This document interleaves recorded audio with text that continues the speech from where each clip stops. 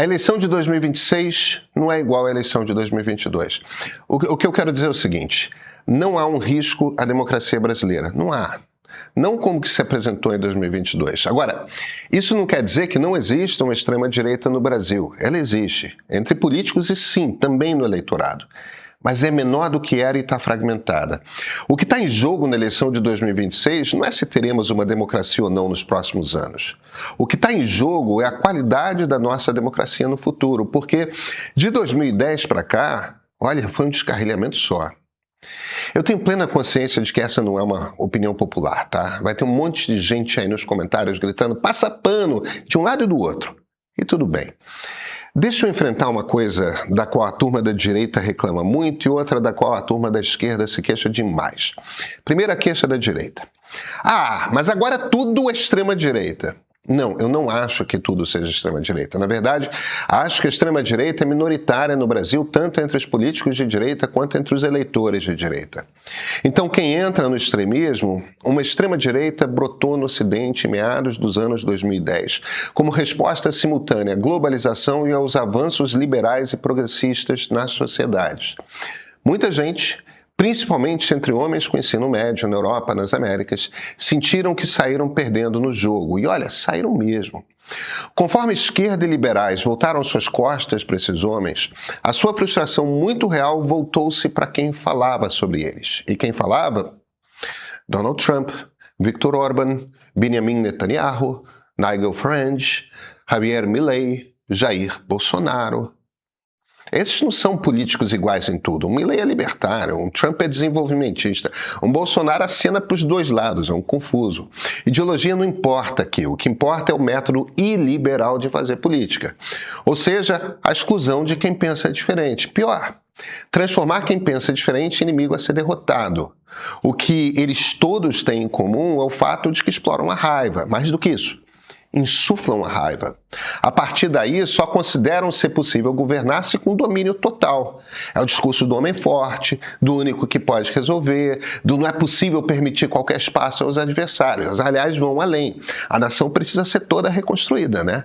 As escolas precisam ser reinventadas, o funcionalismo público precisa responder diligentemente ao comando do chefe, as entidades da sociedade precisam seguir em linha. Não pode haver espaço para dissenso. Quer ver um exemplo? Paulo Figueiredo. Ele não considera qualquer adversário humano, já reparou? Presta atenção nas palavras que ele usa para se referir a qualquer pessoa de quem não gosta.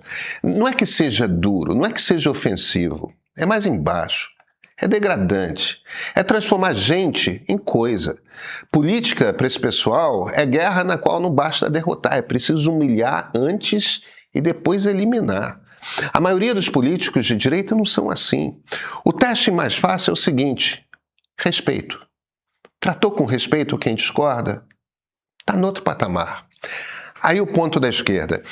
Todos são de extrema direita, pois falam em anistia a Bolsonaro ou porque subiram num carro de som em algum momento. Quando eu ouço esse tipo de argumento, me parece que há duas ideias misturadas aí. Uma é legítima e a outra é cínica. A legítima é de que defender a anistia de golpista facilita um golpe futuro. Eu concordo. Aliás, a história do Brasil mostra isso, tá? Juscelino Kubitschek anistiou os golpistas de 1954 e 55, acreditando que ele ia se livrar do problema. Não aconteceu. Na verdade, ele ganhou uma nova tentativa de golpe em 59. Dessa vez não anistiou, mas aí Jânio Quadros anistiou. E os caras voltaram de novo. O golpista tenta e a cada tentativa aprende algo. Uma hora, eles conseguem. Em 1964, conseguiram. O pessoal anistiado em 54, 55, 59 estava todo lá no golpe de 64. Essa é a leitura que eu faço do que a história brasileira conta. Só que aí começa a parte complicada desse argumento. Achar que defender a anistia é estar na extrema-direita é dizer que essa ideia não pode ser defendida por ninguém jamais. E desculpa, claro que pode. Anistias a crimes estão previstas na Constituição. Alguns ministros do Supremo dirão que não são legais nesse caso, outros dirão o contrário. A democracia tem seus ritos, eles vão ter que tomar uma decisão. O espírito de pacificar e contornar o confronto é parte da mente conservadora. Dizer que você não pode colocar a ideia em debate é, em essência, dizer que o conservadorismo tem de ser banido. Olha, um regime que bane toda uma corrente de opinião, e cá entre nós, nesse caso é mais de metade da sociedade brasileira, já não é mais ele próprio um regime democrático. E aí entra a parte cínica, tá? Uma coisa na qual todas as pesquisas concordam é a seguinte: mete o sobrenome Bolsonaro em alguém e a rejeição dispara. Quer dizer, igualar toda a direita a Bolsonaro é um jeito de garantir que ninguém cresça, fique só Flávio Bolsonaro na briga com Lula. Esse é o caminho mais tranquilo de vitória para o presidente. Tem um pedaço da esquerda que defende, inclusive nas redes, isso aí e na cara dura, tá? Com esses argumentos. É mais fácil para o Lula, e é mesmo. Não dá trela para os outros, iguala todo mundo. Flávio é o melhor adversário. E de novo, é mesmo. Eu sei o que muita gente vai escrever aí embaixo, já falei isso antes. Olha, passar pano é uma dessas muitas expressões que entraram no nosso vocabulário político nos últimos 10 anos. Expressões assim existem por uma razão. O seu objetivo é inibir opiniões impopulares. Aliás, mais do que isso. Seu objetivo é inibir qualquer um que proponha uma conversa com o outro lado. Nosso risco não é tanto mais o de golpe, nosso risco é de seguirmos com uma democracia de má qualidade. Vamos pensar juntos? Então vem comigo. Eu sou Pedro Doria, editor do Meio. Pois é, a direita vai passar 10 anos com 3/4 do Congresso. Numa democracia, isso acontece porque alguém convenceu mais eleitores. Só que essa conta não começou agora. Ela vem de longe e ela nunca fechou. É disso que trata Os Partidos, o filme que a gente deixou aberto no YouTube até domingo. Quem é esse povo que vota? Como se armaram os partidos que deveriam representá-lo? E por que essa conta nunca fechou? Sabe, se o parlamento que eu acabei de descrever te incomodou, esse com 3/4 na direita, aliás, 4/5 na direita, nesse episódio a gente explica como a gente chegou nele. E ele é um de 5, tá? Os outros 5 episódios estão no streaming do Meio também, inclusive o primeiro sobre o povo brasileiro, que tanta gente pediu para abrir e a gente não abriu. Quem viu um, entendeu um pedaço. O conjunto explica a eleição que você vai assistir daqui até outubro. Assina o Meio Premium. Gente, são R$15. E esse é o ponto de partida.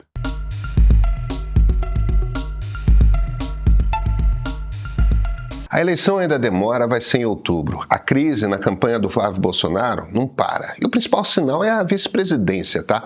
Um político após o outro está recusando o convite. Os militantes do seu próprio partido abandonam a convenção enquanto ele está discursando. Ó, quem gosta de cultuar bicho-papão pode seguir pela rua gritando que o fim está próximo, porque no mundo da direita a briga é outra. Quando o Flávio perder, quem assume o bastão? Veja bem, eu não prevejo o futuro. Viradas acontecem, explode um escândalo, rola um acidente. Cada eleição tem sua história. Mas a base bolsonarista na sociedade está bastante mais frágil, muito menos convicta, e o mundo político abandonou o barco. Uma vitória de Flávio não tem nada de impossível, mas é cada vez mais improvável. E aí a gente precisa voltar a conversar. Mais do que isso, a gente precisa voltar a achar normal as pessoas terem opiniões diferentes das nossas. Gente, isso inclui opiniões muito diferentes das nossas, tá? Ah, mas se abrirmos a conversa, direitos vão regredir. Posso dar real? Junta todos os deputados de esquerda com todos os liberais progressistas e não dá 110 deputados, de um total de 513. Essa eleição não vai mudar esse quadro, periga piorar. As alternativas são duas. Uma é juntar toda a militância de esquerda para gritar nas redes sociais contra liberais progressistas e aqueles da esquerda não alinhada. Porque cancelamento é isso, né? Não é contra o outro lado. É sempre com quem está mais próximo, mas não alinhado. Qual é o efeito prático disso? Metade do mundo progressista para de falar com a outra metade do mundo progressista. Algumas vidas são destruídas e nenhum milímetro de direitos é avançado. E a direita segue tendo 3/4 dos parlamentares, ou 4/5. As mudanças que quiserem fazer, eles vão fazer nos próximos 10 anos. E olha, A sociedade ainda assim não mudou. 52% de nós brasileiros são mulheres. Pretos e pardos também fazem mais de metade da todo. E a maior parte dos brasileiros dá muito duro na vida para garantir a sua própria vida. Para quem está preocupado com dignidade humana, não devia ser difícil conversar com essas pessoas. Para a maioria das pautas, a dificuldade não está em formar a maioria, está em dar-se ao trabalho de construir essa maioria. Veja, o mundo progressista nunca teve dificuldade de falar com homens pobres.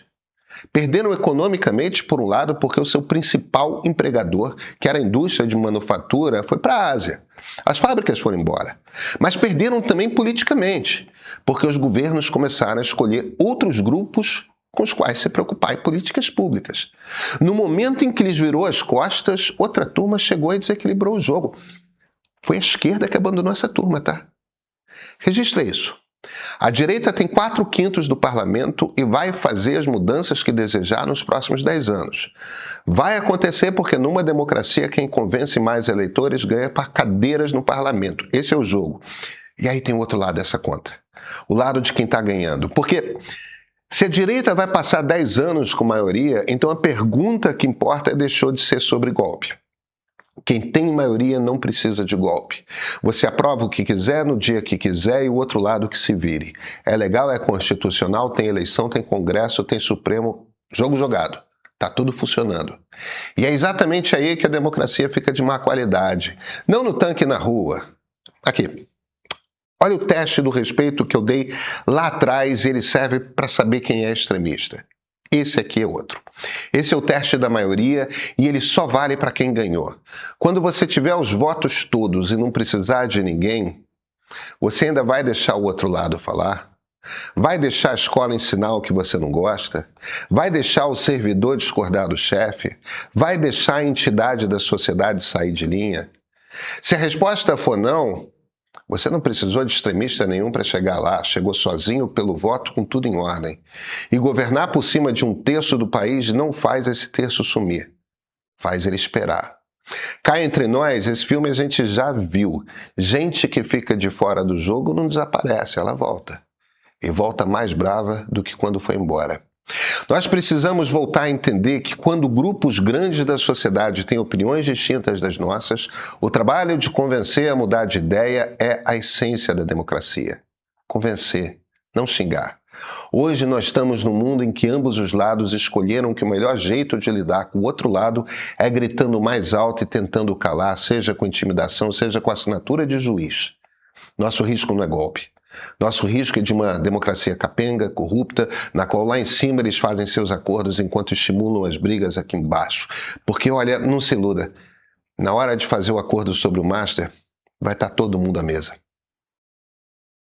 3 coisas que separam quem só assiste essa eleição de quem realmente acompanha ela. Ó, a primeira, acesso às análises que costumam ficar restritas às salas de decisão, ou seja, quem lê pesquisa, poder, sociedade, por dentro. Você encontra esse material no Meio Político toda quarta-feira e também em matérias e entrevistas na edição de sábado, além dos dados da pesquisa Meio Ideia mensal, que agora é interativa e te permite, se você é assinante, fazer o recorte que mais te interessa dentro do nosso site. A segunda é ter opinião de verdade, não é prestada.